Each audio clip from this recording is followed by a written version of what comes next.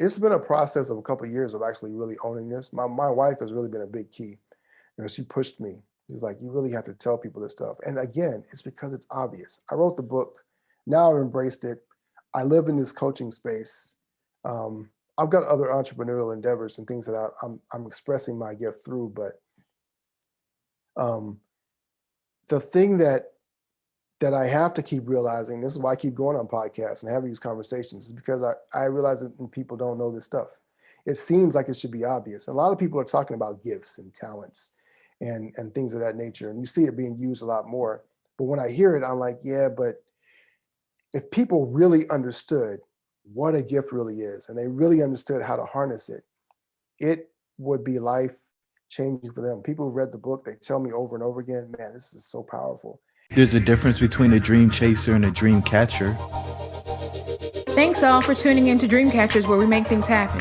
Dreamcatchers was formally launched to unlock the hidden potential in successful, self-motivated individuals who desire to take their life's work to the next level but need support to evolve. We are a collective group of professionals with various backgrounds that use our talents to assist those individuals in realizing their wildest dreams by providing education, inspiration, and direction. This podcast is where we share the lessons we've learned along the way to catching our dreams and give you some context around the how and the why to each approach to put you further ahead on the journey to catching your dream. Are you ready?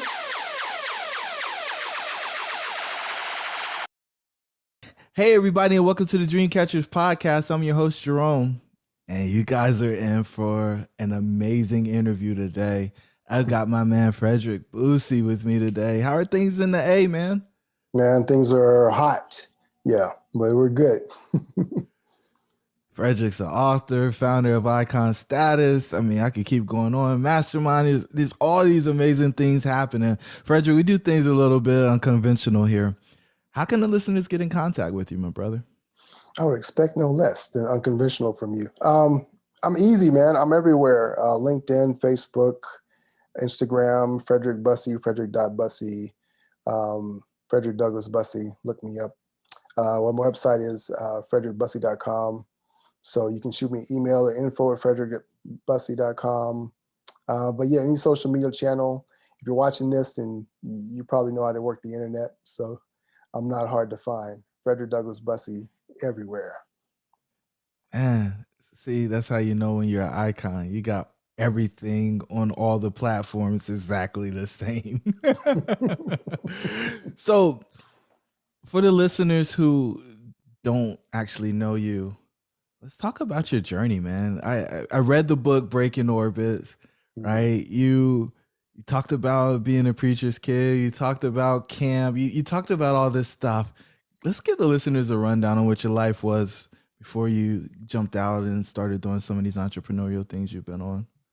Man, so yeah, short story. I've been an entrepreneur for about 21 years. Actually, 20 years ago this month, I left we're taping this in July, so July 2021. So 20 years ago this month, I went full-time entrepreneur and never really looked back.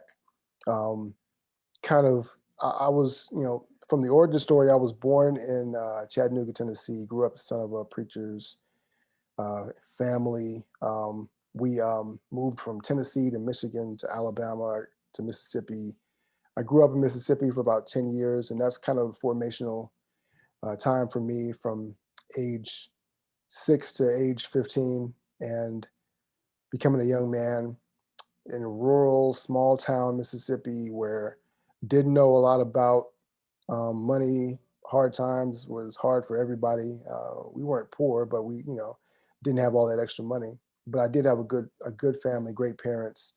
They homeschooled us for all 12 years, our primary school education, secondary and primary school education. So I got to learn how to live life outside the box, kind of to see things from a different perspective. I didn't know that at the time. You kind of think that it's normal wherever you are or however you grow up, but that was how it was for me. And when I was around 15, my best friend and his brother was talking about singing groups, and I had been singing with my siblings in church, for years, but never really thought about doing a group. And they were like, we're going to be famous. We can get record deals and do all other stuff. And that kind of launched my foray off into doing music, writing songs, being in the group. This is a whole boy band era. So, Boys to Men, New Edition, Backstreet Boys, everything. That was the dream, be on MTV, and have your video played in Times Square and that kind of thing. So that was the dream ultimately.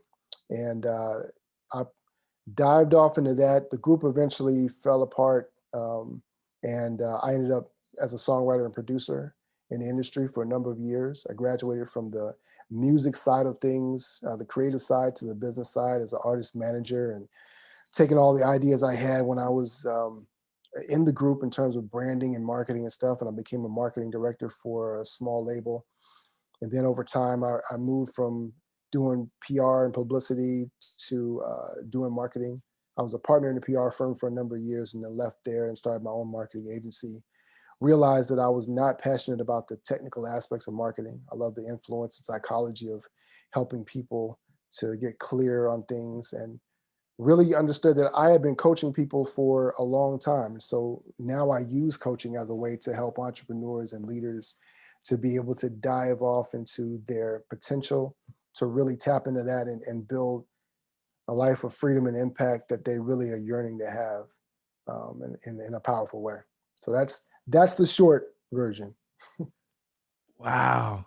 So, I mean, you went a ton of places. And so where do you actually consider the entrepreneurship starting? Is it in the music biz? Is it before that? Like, is your exit? So it's tied to music in this way, right? So I started my entrepreneurial journey at the time. I started in 2000. I bought a commercial cleaning franchise. And the reason I did that was because I was working a 9 to 5. I'm trying to pursue this music thing, but you can't do gigs out of town when you got a job and you got to hustle back. So you do a gig on a Saturday and you're driving all night to get back to work on Sunday morning. It was just hectic. And I said, I just need more time. I could be more creative if I had more time, more flexibility. So at the time I was working at a men's warehouse in Huntsville, Alabama. And I ran into a guy who was selling franchises for this business. I had like $300 in the bank. I borrowed a couple $100 from my parents, put that deposit down, financed the rest, and I bought this commercial cleaning franchise. And so I started cleaning toilets and cleaning office buildings at night after I left my main gig. And I did that for about a year, and then slowly the idea started creeping into my head. I'm making this money on the side, but if I left here and I started just getting more contracts, I could make way more money and I have more flexibility. And so that was the foundation for me becoming an entrepreneur. I learned how to kind of run a business, how to price it and pitch and things like that. And from there, it turned into this thing, I'm going to do this full time. And so I left July 2001. I put in my 2-week notice. I knew I had about $1,200 in my 401k. So I cashed that out and said, well, I can live on this for a little bit. And basically I lived off of peanut butter and oatmeal and ramen noodles for the next couple of months until I got my next contract. And that kind of started easing things up for me. And I just never looked back. So that was the journey, man. And it wasn't until maybe 3 or 4 years later, I remember somebody asked me, I said, man, so where do you work? I said, I work for myself. And they were like in awe, like, what? You have your own business? I was like, yeah. And it wasn't until then that I realized, I've normalized entrepreneurship. Like, this is not regular. This is almost 20 years ago. So at the time, the word entrepreneur was not that thing. It was foreign to people. To own your own business was something that maybe only doctors and lawyers really did, maybe accountants or something like that. And so now it's a lot more glamorous and sexy in terms of social media and stuff like that. But at that time, it was not the normal gig. And I really embraced it, became free, and never really realized until later on, I'm pretty much unemployable now. I set my own hours, my own schedule. The ceiling is whatever I want it to be. And so from that aspect of things, it really changed the trajectory of my life. So I'm extremely grateful. You said my favorite word, unemployable. So for the folks who have opportunities to work for large companies or even small companies these days, they may be scratching their head and like, what is that? Because if you go on Webster, I don't think it's actually in there. So let's talk about unemployable for a minute. Yeah, man, it's just when you have this level of freedom, and I'll admit, there are times over the past 20 years when it's gotten rough, or I've even considered, well, if I just get a gig on the side, then I could, maybe finance some other things I want to do. But the idea of my time being committed to other people in terms of their agenda just makes me unemployable. Like, I can't wrap my head around it. If I future pace myself and just see myself clocking in for work every morning, showing up for meetings when other people say so, things of that nature, I can't do it. Because I know my own value. I know the potential that I can create. And so instead of making millions for somebody else, why not do it for myself and for my family? Instead of committing that time to other people for their agenda, why not commit that time to the things that I value and I prioritize? Like, if you're watching this video, you can see my daughter, my youngest, sitting here on my lap. She's watching, puppy dog tales on the phone. And so I wouldn't have that level of freedom, maybe in COVID, or if I'm remote working from home or something like that. But even still, um, that unemployable thing is just something that, I think a lot of people feel it. They feel the ties, some people call it the golden handcuffs, if you will. But for me, those handcuffs are just like, even the idea of it is something I can't entertain anymore. So yeah, I am fully unemployable in that regard. Wow. So when you finally pulled the plug and it's like, hey, I'm going to go do this thing full time, was that the first time you got called to leave behind the old gig? No, I mean, like I said, I was in music. You have that dream of getting a record deal when you're in the music industry. Like, you're chasing that thing at that time. Now being independent is a big deal. And honestly, our group, we were always on the independent tip. So we always felt like we got to be able to write our own ticket. We didn't want to be slaves, quote unquote, to the big record labels and stuff like that. But we were still chasing that deal because we felt like, well, that's the way to kind of do it. Eventually, we want to be independent. And so I always had, I guess, in a sense, had that entrepreneurial instinct to know that there's more if you're free to own your own content, own your own business, own your own destiny. But, and I really felt that when I was working the 9 to 5, when I'm working at Men's Warehouse. And that was probably the best job I ever had. And yet, and still, I realized that my time was limited to them. My capacity to earn was limited to what they said it was, right?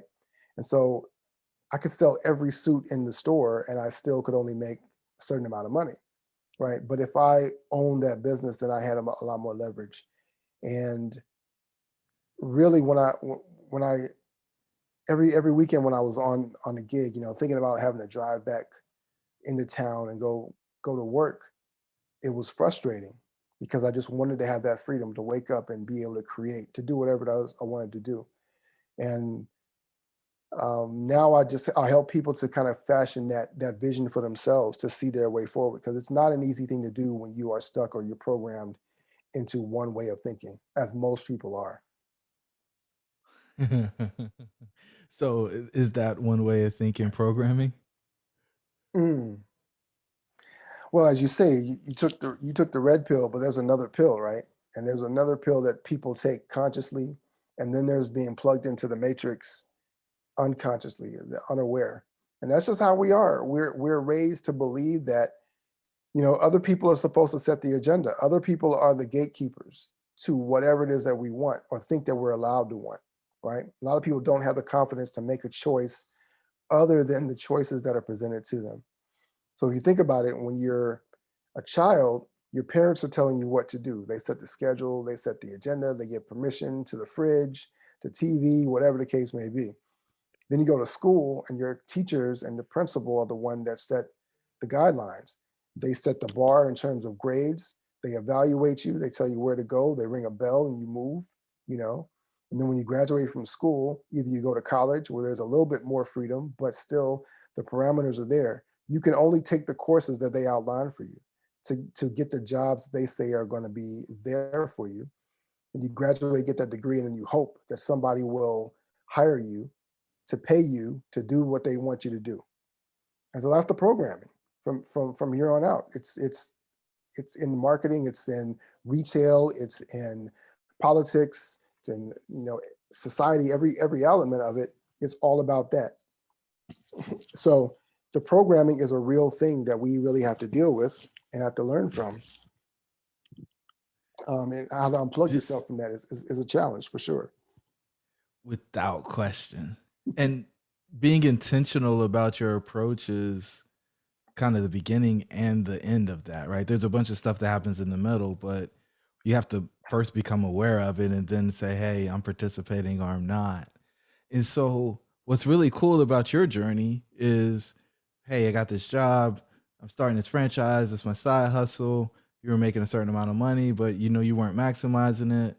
And then in the intro, you said, but now you help people through coaching. So how'd you make the pivot into that industry? Because everybody is a coach these days, right? But there are some people who actually get folks results.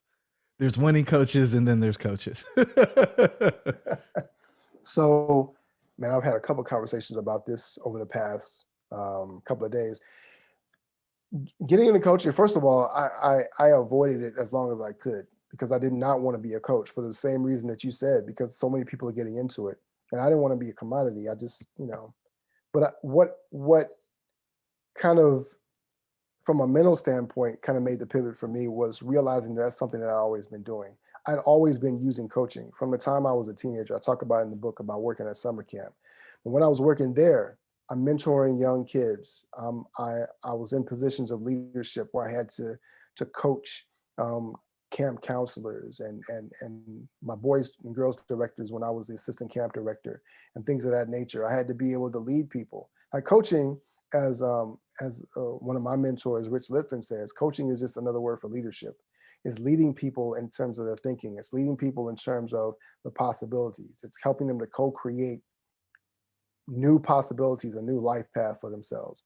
And so when I started understanding what that was, that I had been doing that even when I was in the music industry as a songwriter and producer, I'm working with an artist. I'm helping them to co-create this reality, this story. As an artist manager, I'm helping them I'm out to coach them on how to approach their career perspectives, the songs that they write or record, how they brand themselves as an artist, things of that nature, creating whole strategy and stuff like that. That's a real thing that I had to be able to be able to do. And the way that you do that is by helping people, challenging the way that they think, helping them to see what's possible and to create that reality. And every time I did that, I used to be, I would be at church a lot of times, and I'd be holding court after church with a bunch of guys. And we'd be talking about entrepreneurship and about money and about how to grow wealth and to create a legacy for your family and things of that nature. It was coaching, I would have people that would say, I'm about to start a business, and I heard you were talking to so-and-so. Can I take you to lunch? Let's go get a cup of coffee. And so I'm doing a coaching session, giving them ideas and kind of helping them to explore the possibilities as well. So all of that are things that were kind of illuminating for me. And I realized, this is really where I am already. So why not do it and really take it seriously and venture off? Because at the time when I had my marketing agency, honestly, I was struggling because I was not passionate about it. Had I had the passion for marketing that I had for coaching, I could have dived off and really figured out that niche to really go in. Because running a marketing agency these days, people think it's easy and it's glamorous, and it's hard work finding clients, doing that sort of thing, But I didn't pivot because, well, coaching is easier. Well, I didn't, even though it is for me. But I pivoted because I realized that my gift allowed me to be expressed a lot more powerfully and with more impact through the coaching process. So, me understanding that transformation, me understanding the necessity to really show up more powerfully. I could have a marketing agency because that sounds sexy, or I could do this thing that I don't even like the title, but I'm getting people results. It's impacting their lives and it's making a difference for them, right? So that was the thing that it really just drew me in, right? It wasn't a push thing. It was more of a pull, if you will. So who showed up to help you on this journey? Because those seem to be very different skill sets. Oh yeah. So I was in a coaching group for a couple of years with my coach at the time was a guy named Ryder. And it was funny because he was a sales and marketing coach, but he did a lot of mindset work and just a lot of frameworks and stuff like that. And so it was through that process of kind of watching how he did stuff to realize, oh, I could do this. I would show up in the group and I would do my own version of coaching just sometimes because I could help people get clear on what it was that they were going through. And Brian is great. He's great at what he does, but it just made me realize that if I had my own framework and my own group of people to lead, then I could show up in that way. And the thing that's interesting about it is, my kids are up here playing. One of the things that came up for me was that I realized I was in a fog when it came to the business. So much so that he took me through this exercise one time and he said, well, you need to find your solution that you offer for your clients. And so I'm working through that thing for like a week and I could not figure it out. I had no idea. So I sent him a message and I said, yo, I don't think I have a solution, man.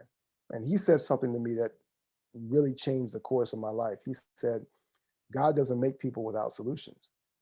And I was like, what? Like a bomb went off in my head. And I started thinking, because we used to use this term, use your gift, and in the group. And I started thinking, well, I always have the solution. Is that my gift? What is a gift? What does that mean? And it took me down this hole of the rabbit hole where I started exploring what it means to have a gift. And that's why I wrote the book, Breaking Orbit, because it was that quest to understand that and unpack it. And I started having conversations with people that allowed me to really, it allowed me to understand what that was, to unpack it, and to really understand the value of having it as well. 1 second. All right. Yeah, I mean, I need to drop bombs. I need to drop bombs, bro. Because you just said God doesn't make people without a purpose, if I capture that rightly.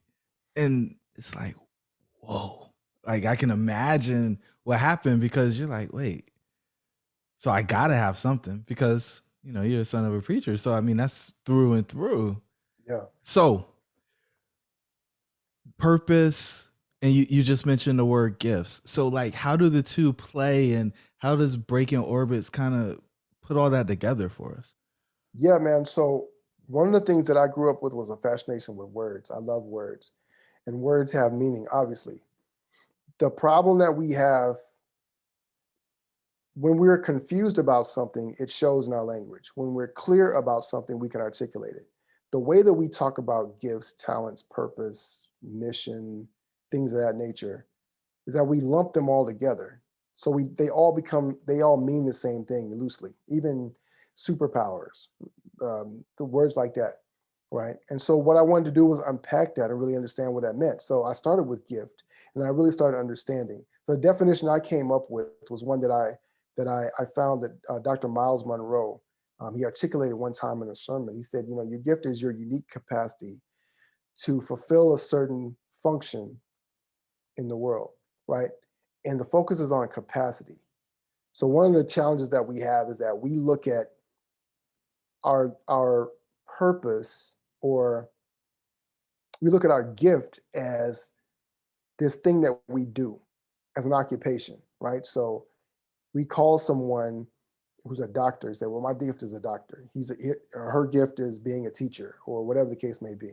But your gift is not your occupation. Your gift is that capacity to create an impact, right? What does that capacity mean? Like if you look at a battery, every battery at different sizes has a different capacity. But the capacity is about the impact. It's about it conducts electricity. It contains power, right? Its capacity is about the power it has to be able to make something else go, or to create this other reaction, if you will, electrochemical reaction. We all have that. Our gift is that capacity inside of us. It's the battery. But beyond that, it's also our identity, because you are synonymous with the impact that you have on people. The way that you do that, it can be done through your occupation, it can be done through your talents, etc. And let me break that out right quick. Your talents are, if you define your talents and you define the word skills and how we use those words in conjunction with gift, we overlap those meanings too. So we'll say somebody is super gifted. We'll say they're really talented. We'll say that, man, they're so skilled at what they do, right? But if you look at the definition of the word skill, skill means you can acquire knowledge you can acquire, right? So you can go to school to learn a skill. But if it's a skill and you have to acquire it, it can't be a gift, because a gift is something that's inherent. You inherently are born or created with a capacity for something to create a certain impact. So it can't be a skill because you can't acquire your own gift. We talk about talents, but if you look at the definition of the word talent, it's an aptitude for a skill.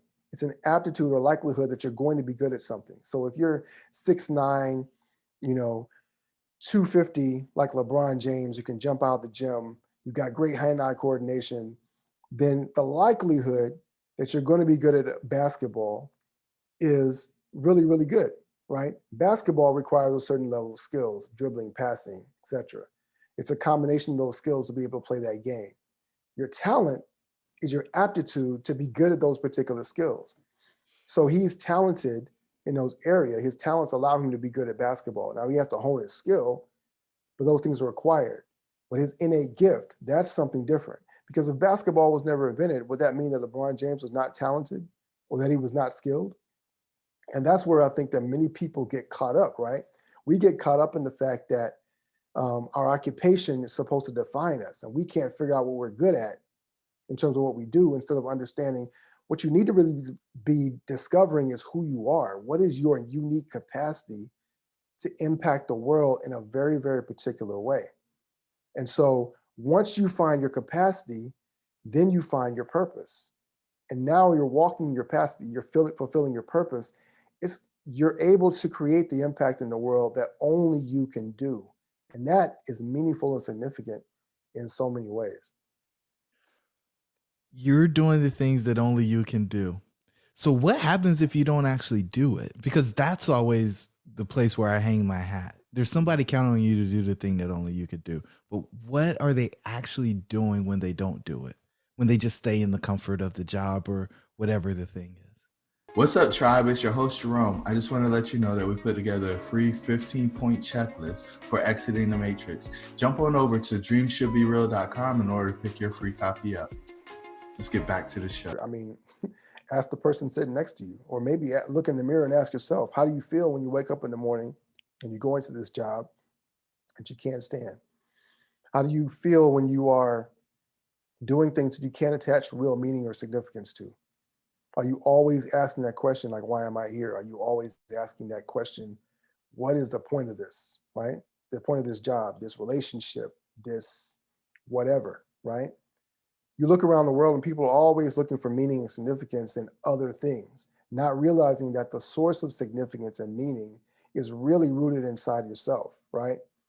What you were created with is the source, is connected to the source of all significance and meaning. Now, for me, as a person of faith, I believe that's God.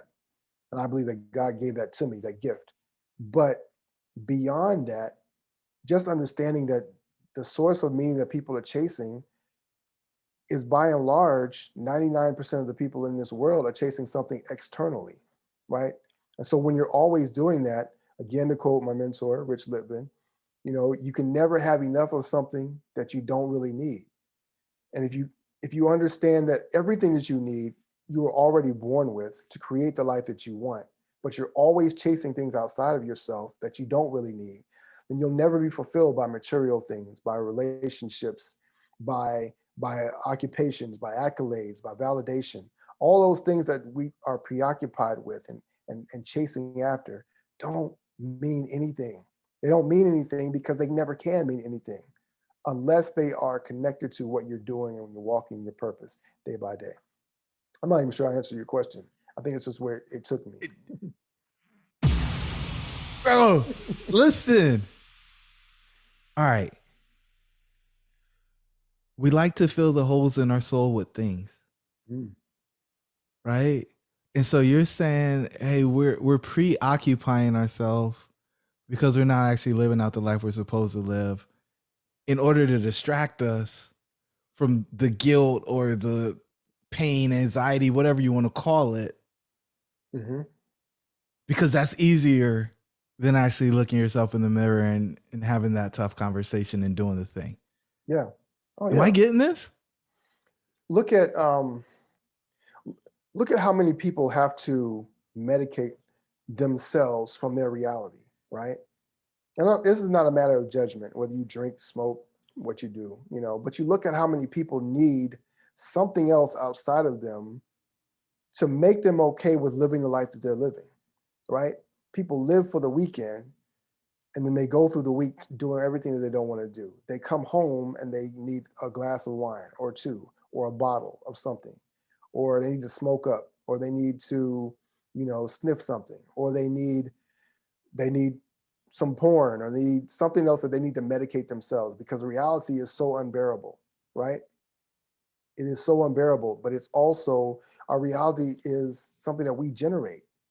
It's our perception of what we have. And the most painful thing about our realities is the story, the narrative that's going on that we've created. We wrote this script, or it was pre-programmed into us and we're living it out, right? And so the holes in our soul are ones that are not filled because we don't understand that we don't really need all these other things, right? But we're medicating ourselves. Even that's why when we talk about addiction and things of that nature, right? A lot of people get caught up in the fact that you got to solve the addiction. But the addiction is actually normal. Our brains get creative in ways to figure out how we can soothe ourselves because we're not being fulfilled, because we're not happy, because we're telling ourselves things that don't actually equate to who we really are as human beings. You are infinitely powerful. You are infinitely creative. But we have created this narrative that you're not, that only some people are, that some people are special and the rest of us are not, that some people are special in ways that we can never be, right? But that's because we have never discovered the ways that we can uniquely be ourselves, be fully ourselves, to explore the capacity to create the impact, to know that when you, look, man, if you throw a rock into a river, it will make a splash. And yet so many people walk around feeling as if they make no dent, no impact in the world whatsoever. And they're not, because they're not using their gift to make that impact the way that they were supposed to. That's what that feels like. Addiction is natural because we're trying to figure out, how do I soothe myself? How do I disconnect from this reality that I've created to one that feels more pleasant, right? It's how we're wired. And so we chase that dopamine because it naturally unlocks. Here's the thing about dopamine. Dopamine is connected with addiction in most people's mind, but dopamine is simply released anytime you have this feeling of anticipation. Anytime you are dreaming of something that is bigger, whether it's the whole feeling of falling in love, infatuation, it's about the idea of what this is going to be. And so the whole process of creation actually unleashes the dopamine. And that's really what we're chasing after. The anticipation is always better than the thing. If you look at if you want to take a drug addict, right? Them chasing the high ultimately becomes more fulfilling, more meaningful, or more purposeful than actually being high. Because as soon as they get high, they just look for the next high. And so it's that process that they're going through. And if you look at it, what most people are doing is they're medicating themselves from reality, and then they get back to reality and they need another fix of something else. And that's why retail therapy, you're in credit card debt, you're at a job and you're like, I don't know what I want to do. Let me go back to school and get another degree. Like, some people are addicted to school and degrees and validation from other people, and they're posting selfies on Instagram and things of that nature because they need those hits. They need that because they don't have the thing inside of themselves, that internal locus of control, if you will, that tells them this is really who I am, this is what I'm up to. And when I wake up in the morning, I'm always dialed into that. How do they find that? That's a great question. So in the book, I give 9 keys for discovering your gift, right? And I won't go through all of them. It's a process, but the first key really is to accept that you have one. For a lot of people, you wouldn't believe how hard that is, like, because you look at other people and say, oh, they're gifted, they're great at what they do, etc. But you have to understand everybody has a gift. You got it. You can accept it, then you can start down that path of discovery, right? It's kind of like when people chase for a buried treasure. You know, they find out that it's there. They understand the whole backstory, and they just have to believe. You have to believe that the treasure is there to go on the journey to discover it, right? And if you believe that it exists and it's so valuable, then it's worth the journey, right? And whether it takes you a day or it takes a month or a year, it doesn't matter, because the process of discovering that thing is in and of itself meaningful and purposeful.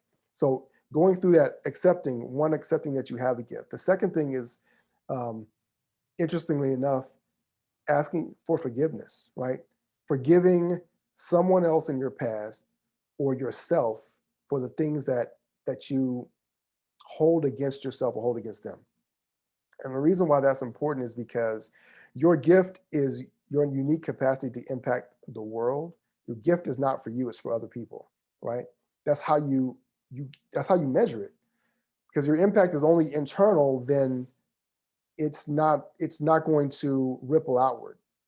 Now it starts here, but because it affects other people, you can't have that same impact. You can't discover your gift if there is some resentment, some anger, some blockage that is you're holding against someone else. Because in order to do that, you have to recognize, in order to accept the gift from yourself, you have to recognize that everyone has it. If they have it, I have it.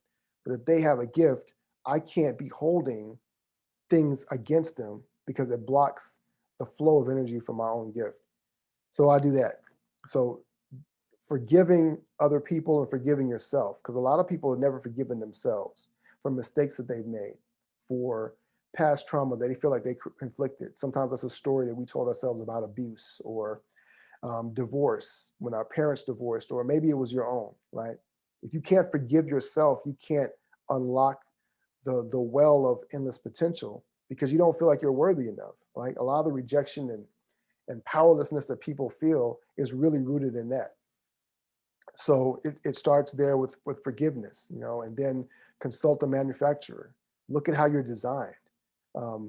If you want to know how to run a car and you want to know how to operate it, what do? You open up the manual. If you want instructions, if you bought something from IKEA, this may not be helpful, but if you ever put together anything from IKEA, then you know you got to look at the instructions, you know, and hopefully that helps you. But you got to consult the manufacturer, because the manufacturer understands the purpose for which you were created. And that is intrinsic in your design. Your gift is, you have been designed to complement your gift in every way, to maximize it, to optimize it. And then you have to go through the process of mastering the utilization, the expression of your gift through the things that you do, if you will. So those are the top 3 things.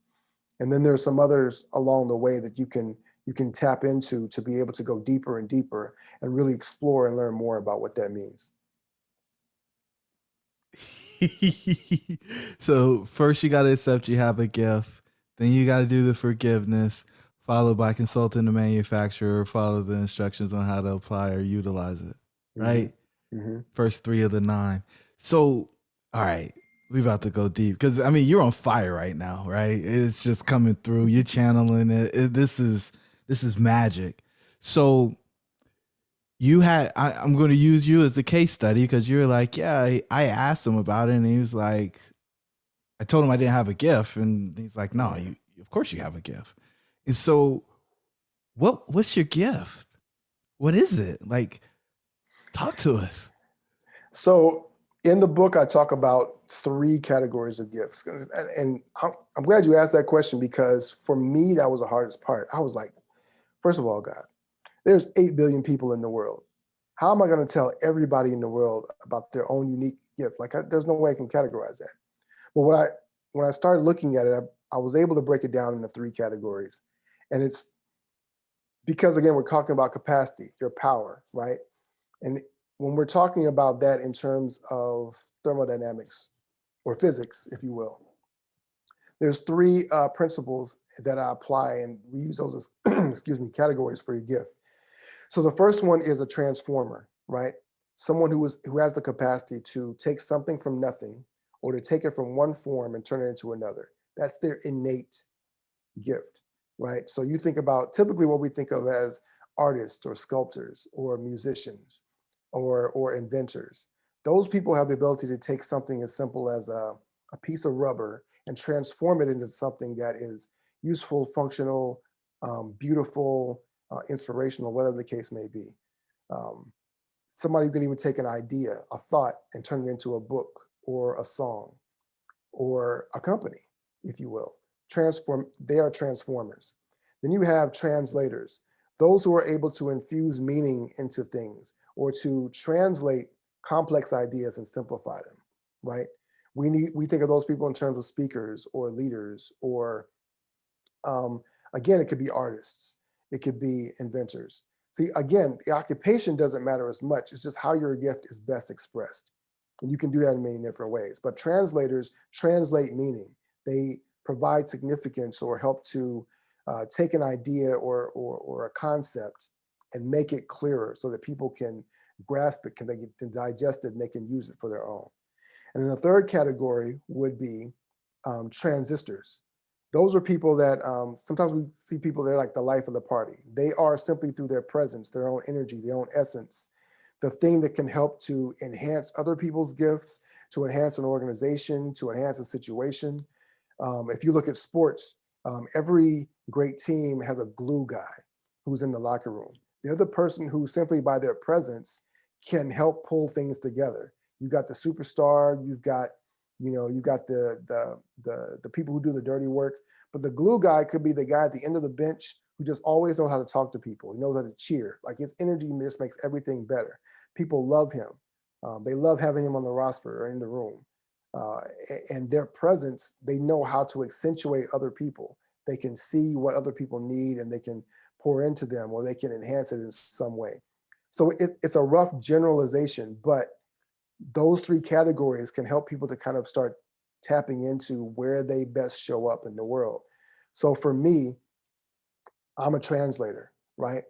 And so even though I was in the music industry and I was a songwriter and things of that nature, my core gift was in helping people to be able to understand things by simplifying it and condensing down this idea into a song, into a speech or a story, taking the story that I heard before and being able to translate an idea in a way. You see this with a lot of preachers, and I guess I got it kind of natural from my dad being a minister as well, but it's a great way to be able to enhance, for my gift to be expressed, if you will. So is that helpful? It's very helpful. Very helpful. So 3 categories. Give me the 3 categories again. Yeah, transformers, translators, and transistors. Man. Okay. So, and you are transistor. I'm a translator. Translator. Mm-hmm. Okay. So you would, I'll briefly tell you how I was kind of able to start figuring that out. If I look back over the course of my life, the times where I showed up the best were times when I was doing things that was translating ideas or concepts, right? There was a time when I had to, I was like 15, maybe 15, 16 years old. I was giving a speech. No, I was older than that. I might've been 16 or 17 for Black History Day. So they had a speech, and there were a number of speakers that were on the platform, young teenagers like myself. So we're all giving speeches. And so it's my turn to speak. I might've been second or third. And I remember I was writing this speech, and the thing about it was I had like a couple of weeks to write this speech, and I had nothing. My mom keeps coming.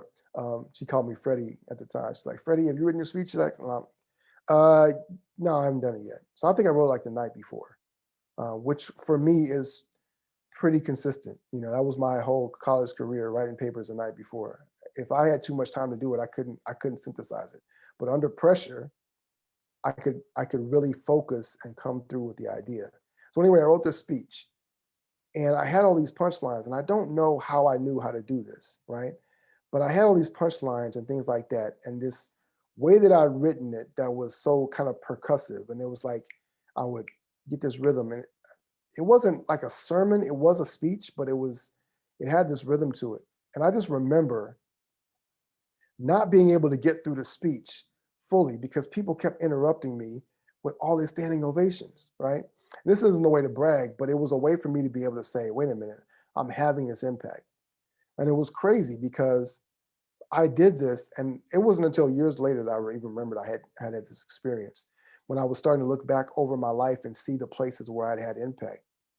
And I had never thought about being a public speaker, like being a motivational speaker, Eric Thomas or anything like that. Shouts out to my man E.T. But when I look back and realized there were ways that I had impact, and it was effortless, right? It wasn't like I just knew how to assimilate this information and put it together in a way that had impact. And I'm able to do that through writing. I'm able to do that through speaking. And the thing about it is that is so crazy to me about giftedness. And this is why it's hard oftentimes for people to be able to pinhole it, is because it comes so easily to us that we overlook it, right? Like there's nothing significant in a flock full of birds when they look at each other and say, well, yeah, you got wings, I got wings. What's the big deal, right? But being able to see your own wings is a powerful thing to understand. My gift is flight. And to be able to utilize that, first you have to be able to see it, if you will. So it's obvious is what you're telling us. It's hiding in plain sight. It's hiding in plain sight. Yeah, because we don't value it. When you go through that process, like whether you go through the book or not, but when you go through this process of discovery, you start to see all the ways that it shows up. The real challenge, and this is why I say accepting your gift is most important, because you have to accept it on the front end and you have to accept it on the back end. Because a lot of times we are envious of what we see other people's gifts are, because we like what that gift has gotten them, or we like what that gift makes them. And so because we rank people in hierarchies based on the rarity of what they do in their terms of occupation, or the rarity of the value that they create in our society, we see some people as more valuable than others. So we see a heart surgeon who appeared to be more valuable than someone who works at McDonald's because their value can be quantified more powerfully or in monetary terms. But the person who's working at McDonald's has a gift as well. It's likely that they just haven't tapped into it yet. It's likely they just don't understand how they can create that sort of singular value that would allow them to present themselves to the world as if they were a heart surgeon, but they're a heart surgeon in some other aspect of medicine, or as a carpenter, or as a singer, or as a mother or a father, right? As a stay-at-home parent. Whatever that capacity is that you have, it exists. You just have to discover it and begin to master it so that you can use it and start to realize it for what it was intended. Sheesh. This is good stuff, man. Okay, so you're going through this process. You're taking other people through this process. When did you realize that you had to keep going? Because I'm sure at some point you're like, man, I should just go back and do this other thing. It's more comfortable. It's easy. I don't have to answer any of these hard questions.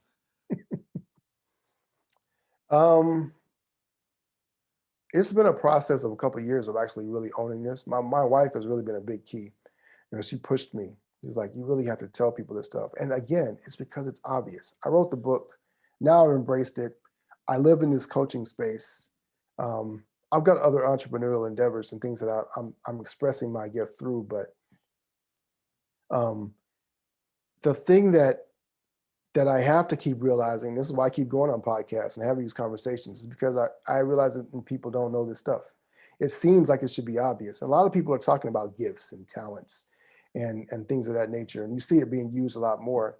But when I hear it, I'm like, yeah, but if people really understood what a gift really is, and they really understood how to harness it, would be life changing for them. People who read the book, they tell me over and over again, man, this is so powerful.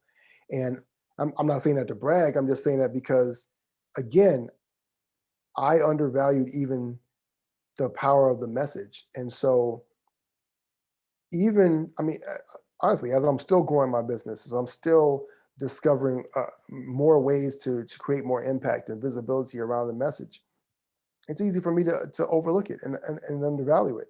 And that's also why it's important to walk in your gift every day, because it's easy to take it for granted.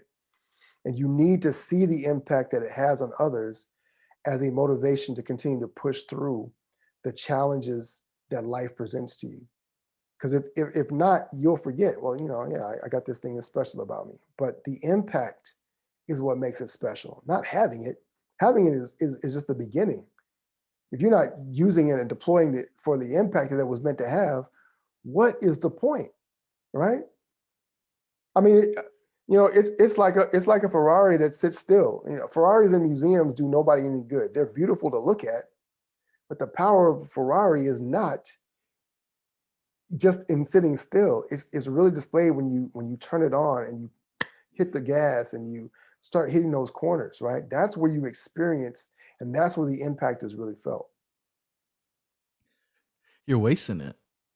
Yeah. Right? I mean, it's just sitting on the shelf. I pulled out a bag of cheese the other day and there was mold on it. And I was like, what is going on?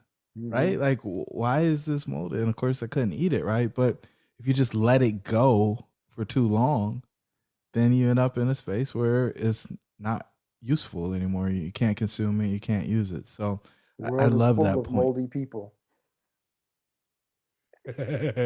And what happens when it molds? It starts to smell. It's not attractive. It's not useful. And the only difference between that and people is that God doesn't throw us away. Because for us, we mold, but our gift doesn't, right? The gift is actually always preserved. There's no reason that a person 90 years old still can't use their gift. They may not use it in the same way. You may just be discovering your gift. You may feel like, man, I've been in corporate America for 20, 30 years. I'm stuck here. I don't have anything about me that's special. But the wrapping, the paper, don't worry about that. Don't worry about how long it's been sitting on the shelf. You can take your gift down, you can open that box, and you can see what's inside it. And you can always deploy that impact. I tell that to people over and over again. I want young people to be able to discover it so they can have their whole lives to enjoy mastering it. But it doesn't matter if you're just out discovering this at 45, 55, 75 years old. That gift has unlimited impact and you can still use it. Just discover it. Ooh-wee. My brother, that is a great way to put a bow on this podcast. Thank you so much for being so generous with your time. Ladies and gentlemen, you got to jump over and grab Breaking Orbits, get connected with Fredrick. Man, Fredrick Douglas, I want to go into the name and where all of this got connected, but we're going to have to say that for a repeat invite, repeat guest. I got to get you back on the show, man. Yeah. Thank you so much. Bro, I appreciate it, Jerome. Thanks so much for having me, man. For sure. And to the listeners, your dreams should be real. We'll talk soon. Thank you for joining the tribe today. We would love to hear from you. Please don't forget to rate, like, and share. Perhaps someone you know could benefit from what we've discussed. Until the next time, remember that your dreams should be real.